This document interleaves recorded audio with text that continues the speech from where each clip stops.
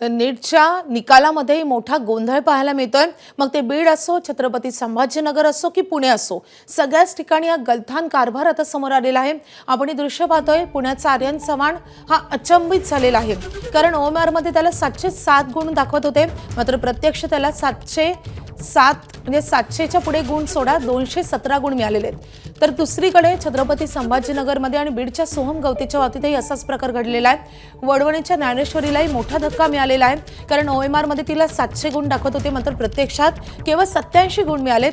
बीडच्या सोहम गवतेला 522 गुण OMR sheet मध्ये दाखवले जात होते, मात्र गुणपत्रिकेत त्यालाही 100 पेक्षा कमी गुण मिळालेले आहेत।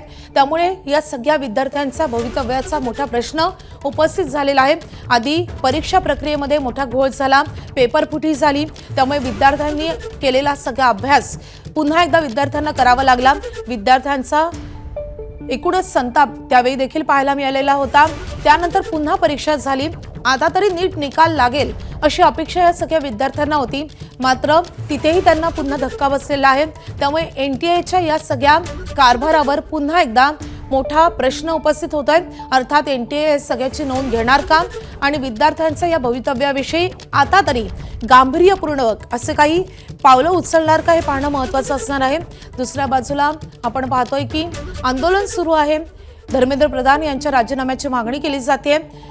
देशभरात हा संताप व्यक्त होत असताना आता पुनर्परीक्षेच्या बाबतीतही जर असाच प्रकार समोर येत असेल तर याला जबाबदार नेमका कोण, असा सवाल या निमित्तानं उपस्थित होतोय। ABP माझा, उघडा डोळे बघा नीट।